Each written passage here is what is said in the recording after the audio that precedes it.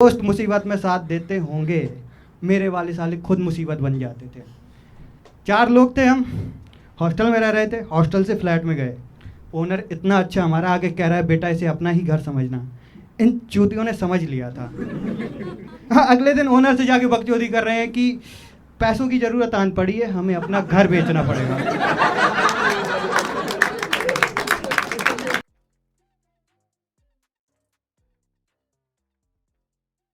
लड़कों को इज्जत ही नहीं कर रहे यार। लड़के खुद नहीं लड़कों की इज्जत कर रहे। प्यार से मीठे दो बोल दो, मीठा बोल के भाग जाते हैं। फिर भी लड़के दिल के बुरे नहीं होते, वो तो ठरक चढ़ जाती है कभी कभी। चूतियों की तरह फिर लड़कियों के डीएम में मैसेज करेंगे, सुनो अकेली हो गया। लड़कियां भी हैंडल कर लेती हैं सिचुएशन। रिप्लाई करती हैं, अकेली कहाँ हूँ, तुम्हारी यादें हैं साथ में। और फिर ब्लॉक कर देंगी। अब ये मैसेज करेगा करता ही रहेगा। हवा में तड़पती मछली देखी होगी, हवस में तड़पता मछला देखा है कभी?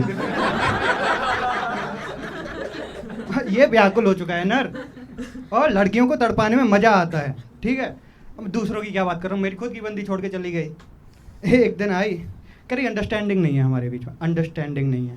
एक दिन आई, ऐसे हाथ पकड़ा, कह रही मुझे प्यास लगी, मेरी प्यास बुझा दो। भाई मेरी फट गई। कह रही है प्यास बुझा, मुझे पानी पी ले। कह रही ये प्यास सिर्फ पानी से नहीं बुझेगी। तो मैंने उसको पानी के साथ ORS घोल के दे दिया। बुरा मुझे यार तब लगा जब उसने वही ORS सॉल्यूशन मेरे मुंह पे फेंक के मारा। मैंने ये सब अपने दोस्तों को बताया, नहीं बताना था यार, सालों ने मेरा नंबर ORS सॉल्यूशन के नाम से सेव कर रखा है। और दोस्त मुसीबत में साथ देते होंगे, मेरे वाले साले खुद मुसीबत बन जाते थे। 4 लोग थे हम, हॉस्टल में रह रहे थे। हॉस्टल से फ्लैट में गए। ओनर इतना अच्छा हमारा आगे कह रहा है, बेटा इसे अपना ही घर समझना।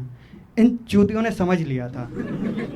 हाँ, अगले दिन ओनर से जाके बकचोदी कर रहे हैं कि पैसों की ज़रूरत आन पड़ी है, हमें अपना घर बेचना पड़ेगा।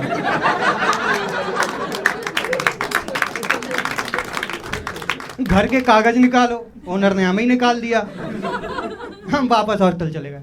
हॉस्टल काफ़ी अच्छा था। हम हॉस्टल पहुंचे, हमें एक रंगीन आदमी मिल गया। LGBT वाला नहीं, स्वभाव से रंगीन था। वार्डन था हमारा। आगे कह रहा है, सुनो अफीम, चरस, गांजा, कोकेन ये सब करते तो नहीं? हमें लगा दल्ला है, सप्लाई करता होगा।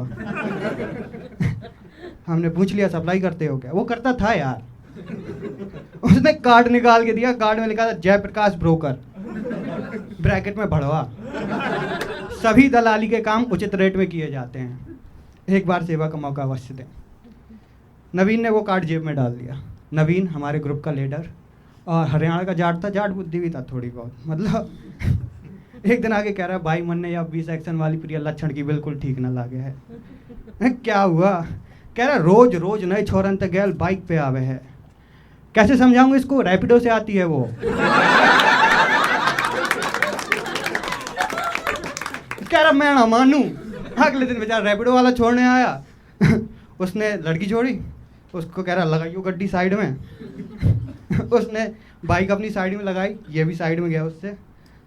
कुछ तो बात की, हंसते हंसते हुए आया। हमें नहीं पता क्या बात की।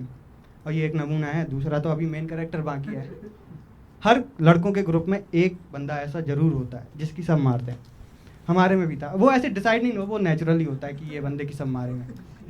आप ही हो गया वो। हमारे में भी था, मधुर नाम था उसका। आवाज भी मधुरी थी, धोतला था वर्ड मैनिपुलेट कर देता था यार। हम उसको रंग बोलने को बोलते, वो हमने आपदा को अवसर बनाया। हमने कहा ठीक है, आपदा हमारे दोस्त की थी, अवसर हमारे लिए था। हम इसके पास ऐसे गाने ले जाने लगे जिसमें रंग वर्ड का इस्तेमाल हो। ऑफ कोर्स गवाने के लिए नहीं, वो वाला नहीं। आपने एक गाना सुना होगा, खुदा भी जब तुम्हें मेरे पास देखता होगा। उसमें बीच में एक प्यारी सी लाइन है कि फिर भी कोई जो पूछे कौन है वो कैसी है, हाथों में रंग लेके हवा में उछाल दो। यार उछालना वो रंग ही चाहता था, पर हालात उसके खिलाफ थे। हमें मौका मिल गया। हमने कहा भाई साहब फैंटेसी अजीब नहीं है आपके, मतलब फिर भी चाहते हैं आपकी ख्वाहिशें आपकी समान, आपका उछाल दीजिए। फिर भी उछालिए ऐसी ताकत के साथ कि आसमान में आप ही के रंग छा जाए। ठीक है, फिर भी मतलब एक क्यूरियोसिटी है कि अगर वो चीज़ आपने उछाल दी तो अपनी जगह पे सफाई के साथ कैसे लगा पाएंगे? हमसे तो नहीं लगेगी। इमेजिन मत कीजिए मैम। और होता है, और ये सब हम सेकेंड ईयर में कर रहे हैं, और लेकिन जब आप घर से हॉस्टल जाओ तो दो चीज़ों की बहुत याद आती है, माँ के हाथ के खाने की। उस पर मैंने लिखा था कि नहीं पता चली थी उस रोटी की कीमत जब तक हम उसके साथ थे। आज उससे दूर क्या आए हैं, पता चला वो इंसान के नहीं भगवान के हाथ थे।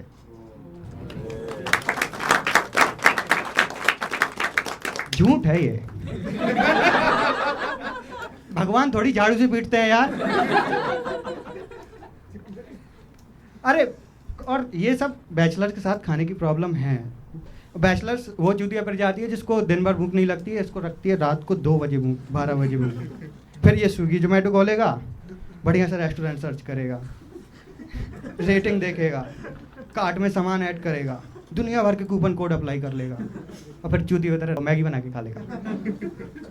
होता है। एक बार मधुर के साथ भी हुआ, इसने मैगी बना के खा ली, लेकिन अपने रूम पार्टनर की, और इसके रूम पार्टनर की कुछ खास बनती नहीं थी। तो उसने मधुर को ऐसी बात बोली जो बोली उसे लग हमें गई। उसने मधुर को बोला, तेरी औकात क्या है साले, तू इतना चोमू है, तुझसे एक लड़की नहीं पटेगी।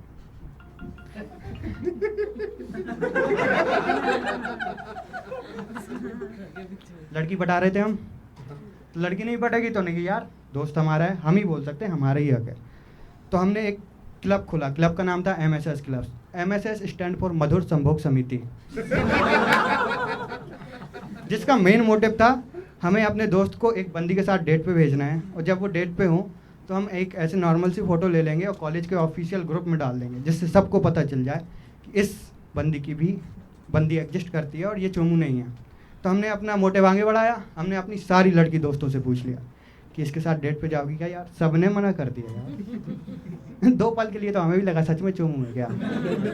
फिर भी दोस्त है हमारा, हमने क्लब की मीटिंग फिर बैठाई, फिर म्यूचुअली डिसाइड किया कि क्यों ना 6,000 रुपये जोड़े जाए। और रचियन के साथ डेट पे जाएगा, कितना नाम हो जाएगा हमारे दोस्त का। तो हमने ठीक है, 6,000 में हमने अपने ज़िंदगी भर की कमाई यार सब लगा दी उसमें, 1,500 रुपये ही हो पाए हमारे। फिर हमने घर में कॉल किया कि अरे मम्मी सुनो, दोस्त को राशन दिलाना है, 500 भेज दो। तो 500 करके ऐसे हमने 6,000 हो गए। हमें सिर्फ ये पता था कि 6,000 में रसियन आती है, कहाँ से कैसे कोई आइडिया नहीं। फिर किसी ने बताया दल्ले की ज़रूरत पड़ती है, तो दल्ला था हमारे पास। नवीन ने जेब से कार्ड निकाला, कॉल लगाया, उसने हमें अपने अड्डे पे बुलाया। हमने बड़ी चौड़ से उसके हाथ में 6,000 रखे कि रसियन चाहिए, उसने हमारे हाथ में 7,000 रखे, कह मुझे दिला दो। सर कुछ कंफ्यूजन हुई है, भड़वागिरी आपका पैसा है, हमारा नहीं। कह रहा ना 6,000 में कुछ ना हो गया यार, कर लो, बड़ी मुश्किल से 6,000 जोड़े। क्या नहीं नहीं नहीं होगा। हम हताश होकर वापस लौटने लगे। तभी नवीन ने एक बात कही थी, उसने बोला था कि लाइफ में इतना कामयाब बनना है कभी किसी चीज़ की कमी ना पड़े। फिर हमें दीवार में एक पैम्पलेट लगी दिखी, उसमें लिखा था बने कामयाब मर्द मात्र 5 दिनों में। उस पैम्पलेट के नीचे एक और पैम्पलेट लिखी थी जिसमें लिखा था कि कराएं वशीकरण मात्र 3,000 रुपये में। आइडिया तो अच्छा था। हम गए लोकेशन पे, हमने यही सोचा था कि किसी का वशीकरण करा लेंगे, उसको डेट पे भेज देंगे। आइडिया अच्छा था। हम गए, हमने देखा एक बंगाल निकाला जाता है। तो हमने उससे बोला, हमने अपनी प्रॉब्लम बताई कि वशीकरण कराना है। कह रही हो जाएगा, जिसका कराना है उसका बाल लगेगा, ये लगेगा वो लगेगा। उनके इतना कहाँ से करेंगे। नवीन कह रहा रज जा तुम, मैं डील करे हैं। उसके पास गया, कह रहा छोरी के नाम है तारा? कह रहा अनाम का। कह रहा अनाम का सुन, 3,000 तेरी फीस है, 45 चलो तू ही चल ले। भाई हमने लाइव जाट पिटते देखा है। उसने इतनी जोर के थप्पड़ मारा, हमने अपने गाल में हाथ रख लिया। हमने कहा नहीं। फिर मैं गया, मैंने उसको प्रॉब्लम बताई कि हमें अपने दोस्त को मतलब उसकी फिजा वापस लौटानी है या यो करना है। वो लड़कियां अंडरस्टैंडिंग होती हैं, ठीक है, लड़कों से ज़्यादा अंडरस्टैंडिंग होती है, केयरिंग होती हैं।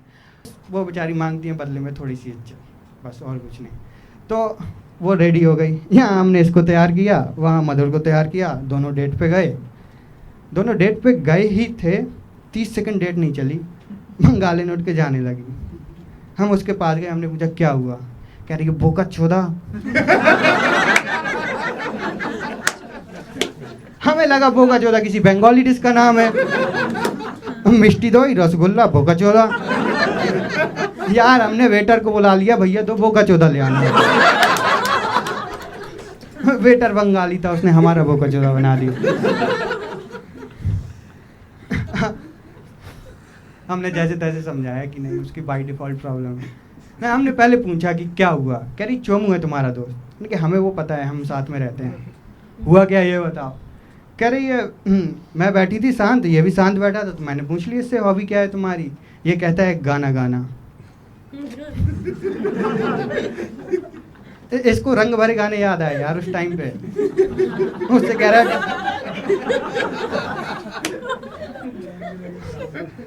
कह रहा है दुपट्टा तेरा 9 रंग दा है रे।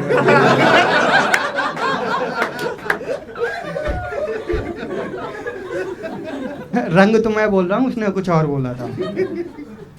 यहाँ सब हमने मामला सुलटाया, उसको समझाया, जैसे तैसे हमने अपना काम पूरा किया, ठीक है। और फोटो वोटो करके ये कंप्लीट किया। आ गए हमारे सेमेस्टर एग्जाम आए। और बैचलर्स की कॉलेज लाइफ में एक आदत होती है, हम सेमेस्टर एग्जाम को कभी सेमेस्टर एग्जाम नहीं लेते, हम उनको लेते हैं एज अ काम डाउन कि 6 एग्जाम है, 1 हो गए बस 5 बचे, 2 हो गए बस 4 बजे। ऐसे लास्ट एग्जाम आते आते हम ये डिसाइड करते हैं पार्टी कहाँ करनी है, दारू कौन सी पीनी है, घूमने कहाँ जाना है। फिर आया यार हमारे आखिरी सेमेस्टर का आखिरी एग्जाम, कॉलेज का आखिरी दिन। उस दिन यार एग्जाम हॉल में हमारे चेहरे उठे तो चीटिंग के लिए नहीं, उस दिन बस हम एक दूसरे को देख रहे थे कि आज कुछ चेहरे शायद लाइफ में आखिरी बार दिख रहे हैं, शायद ये चेहरे आज के बाद दिखें ना दिखें, कल अपने अपने रास्ते, हम अपने अपने रास्ते, कोई कुछ नहीं पता। अब कहने को तो मोबाइल नंबर और व्हाट्सएप ग्रुप होंगे, लेकिन दोस्ती के नाम पे सिर्फ वही रह जाएंगे, और कुछ समय बाद वो भी चेंज हो जाएंगे। और 4 साल में हम इतने बिजी हो गए थे, हमें कभी पता ही नहीं चला कि हमें ये सब देखना पड़ेगा। हमने सोचा ही नहीं था कभी एंड में जाना ही पड़ेगा, फिर भी जाना पड़ता है। हम एग्जाम हॉल के बाहर निकले, भाई साहब लड़कियों ने इतने बड़े बड़े आंसू ढार दिए, रोना लड़के भी चाहते थे, बकचोदी कर रहे हैं। मधुर कह रहा है नवीन से साढ़े भाई को भूल मत दियो। नवीन कह रहा क्या बात कर रहे हैं, बाप कभी बेटू ने भूले हैं। सालों के आंखों में पानी है। डोंट टेक मी रॉन्ग, मैं किसी को सही या गलत नहीं कह रहा, but this is a fact कि अगर कोई लड़की रोती है तो 100 हाथ बढ़ जाते हैं उसके आंसू पूछने, वहीं कोई लड़का रोता है ना तो 100 लोग कहने आ जाते हैं कि लड़के रोते नहीं। क्यों नहीं रोते भाई, लड़कों की भी फीलिंग्स होती है। लड़के रोते हैं पर शायद उनके आंसू किसी को दिखते नहीं। लड़के रोने की कुछ कंडीशन है, लड़के रोते हैं अकेले बंद कमरे में, ताकि जब मैं रो तो मैं ही रो, भले ही किसी का कंधा ना हो तो कम से कम कोई टोकने वाला तो ना हो कि लड़के रोते नहीं। दूसरी कंडीशन है, लड़के रोते हैं अपने माँ की गोद में, माँ के पास होते हैं कि पता है कि अगर मेरा आंसू का एक बूंद गिरा तो माँ अपने पल्लू से पहुँच देगी, और जब रोते रोते थक जाऊँगा ना तो उसी की गोद में सर रख के सो जाऊँगा। फिर भी लड़कों के साथ प्रॉब्लम, और मैं यहाँ पे ये इसलिए डिस्कस कर रहा हूँ कि बॉयज़ प्रॉब्लम भी प्रॉब्लम होती है, बस हमें एक्सप्रेस करना नहीं आता। और लड़कों के साथ प्रॉब्लम यही है, अग्रेसिव हो जाते हैं, एक्सप्रेसिव नहीं हो पाते। बाप को किसी ने कुछ बोल दिया, उसको वहीं पकड़ के पेल देंगे, लेकिन कभी अपने बाप को गले लगा के नहीं बोलेंगे कि बापू यार तूने अपने सपने, अपना सब कुछ मेरे लिए छोड़ दिया, मुझे बनाने के लिए छोड़ दिया। लड़के अपनी दोस्त को नहीं कह पाते, ये डर लगा रहता है कि अगर इससे मैंने इजहार मोहब्बत कर दिया तो जो बची कची दोस्ती है वो भी चली जाएगी। डरते हैं लड़के। फिर भी हमें निकलना पड़ा। हम एग्जाम हॉल के बाहर निकले और कॉलेज के गेट के बाहर निकलना था, क्योंकि गेट के उस पार जिम्मेदारी हमारा इंतजार कर रही थी, कह रही थी ले लिए बहुत लाइफ के मजे, अब लाइफ तुम्हारे मजे लेगी। यार कॉलेज टाइम तक हमें लगता था कि हमारी लाइफ बहुत स्मूथ चल रही है, लेकिन ऐसा था नहीं। हमारी लाइफ कभी स्मूथ चल नहीं रही थी, वो तो कोई बैकग्राउंड में बैठा था जो हमारी लाइफ स्मूथ चला रहा था। कोई बाप अपनी रातों की नींदें हराम कर रहा था ताकि मेरा बेटा चैन से सो पाए। कोई माँ हफ्ते में 2-2 दिन व्रत रखती थी ताकि मेरे बेटे पे कोई आँच ना आए। वो कहते हैं ना माँ बाप भगवान का दूसरा रूप होता है, गलत बात है, माँ बाप ही भगवान होता है। पर ये बात तुम उनके मुंह पे नहीं बोल सकते।